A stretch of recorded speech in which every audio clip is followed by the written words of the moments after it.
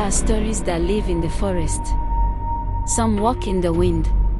Some sleep in silence. And some refuse to die. Today, I bring you a tale from the dusty paths between a forgotten village and a loud city. A tale about a girl named Ada, who had a dream so strong, even death could not stop her. She wanted to write WAEC. She had studied day and night. But the road to the city took something from her, and brought something else back. Now, listen carefully. This is the story of the dead girl that came back for WAEC. And once you hear it, you may never look at exam halls the same again. In the quiet village of Omuogba, where the night was ruled by crickets and the day by roosters, lived a girl named Ada. 17. Bright. Restless. She had a dream to pass WAEC and leave the village. Mama, when I pass, I'll move to the city, become a nurse, and bring you there with me, she always said. Mama Ada, her mother, was a widow who sold roasted corn and palm oil. She barely made enough, but she believed in her daughter's dream more than anything. Every night, Ada studied under the flickering glow of a kerosene lantern. The light was dim, but her determination was bright. She had registered for WAEC in the city, at a school called Victory Secondary. One night, Ada looked at her mother and said, "Mama, even if I die, I must write this exam." Mama Ada laughed. "Don't say such things, Ada." But Ada wasn't joking. Her eyes were too serious. The wind picked up that night, and the crickets suddenly stopped singing. The day of the journey came. Mama Ada packed Ada's clothes in a small bag and added fried plantain and water. The road to the city was long and rough. Ada joined other students in a rickety white bus. The sky was strangely grey, and birds flew low, as if warning them. Before she left, Mama Ada hugged her tightly. "God go with you," she said. But Ada only smiled. "I must write that exam." Hours later, a call came. The bus had entered the city outskirts when the brakes failed. It swerved. There was shouting, screaming, then silence. Ada never got to the school. They found her body, crushed under the metal. Her phone was broken. Her ID card stained. Her bag was torn. Her books scattered across the roadside. Mama Ada wailed so loudly, even the trees shook. "Why didn't you take me instead? She was my only child." Ada was buried 3 days later, beneath a mango tree behind their house. But that was not the end. Something was coming back. 3 nights after the burial, strange things began to happen. Mama Ada heard someone sweeping the compound in the middle of the night. But when she opened the door, nothing. Just a broom, gently rocking by itself. She heard her daughter's voice calling softly, "Mama, where is my exam card?" The next morning, she found Ada's school uniform, clean and neatly folded on her bed, even though it had been buried with her. The air in the house grew cold. The dog outside stopped barking. The mirrors began to fog without heat. Mama Ada tried to pray, but her voice shook. She clutched Ada's picture and whispered, "Please rest, Ada. Please rest." But Ada had made a promise. And something was walking back. It was midnight when the knock came.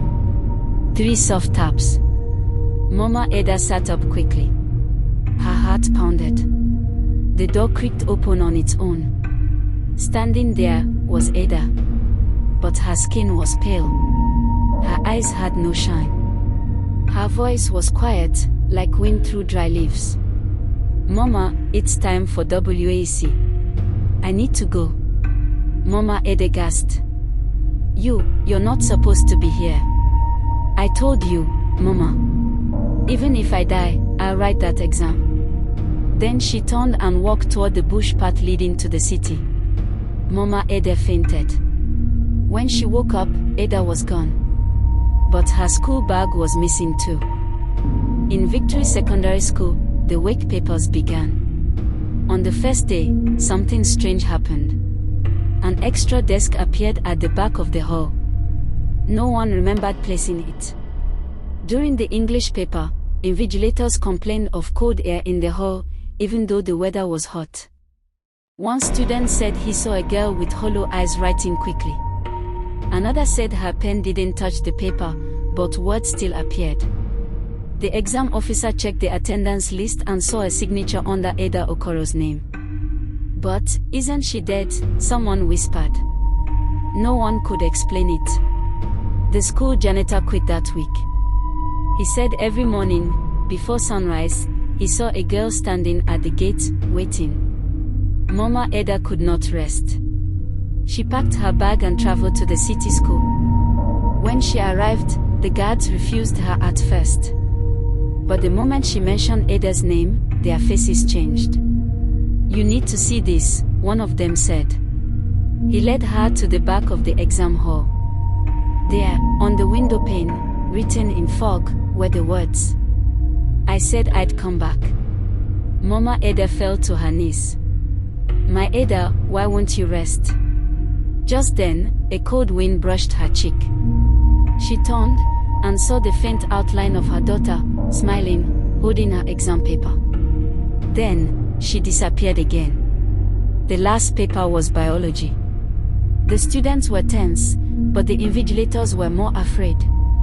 That day, the same back desk was set, though no one placed it.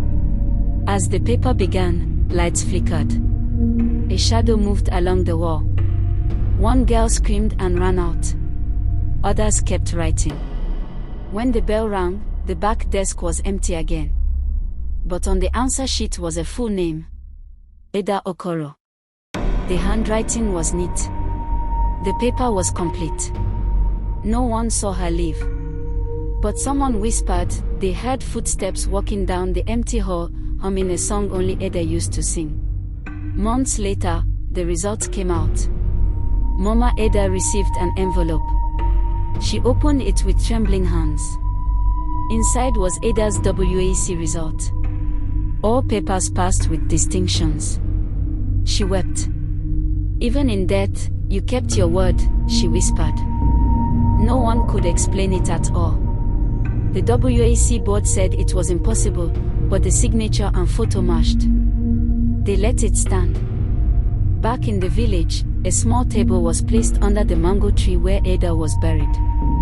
Mama Ada placed Ada's WAEC result there, inside a glass frame. Children now go there before their exams. They light a candle. They whisper their dreams. Some say if you listen closely at night, you can still hear a pen scribbling. Others say a girl in uniform walks past, holding a paper. But no one is afraid anymore. They say it is Ada, watching. Now, my children, remember this. When a dream is pure, when a promise is strong, not even the grave can stop it. Ada's story is not just horror. It is courage. It is love. She didn't come back for revenge. She didn't hunt. She came back for her exam, for her dream, and for her mother. The story ends. Or does it? So if one day you hear footsteps at night, or see a desk no one remembers placing, don't be afraid. Maybe it's Ada, passing by. Still chasing dreams. Still writing her future. Even now. The dead girl that came back for WAEC.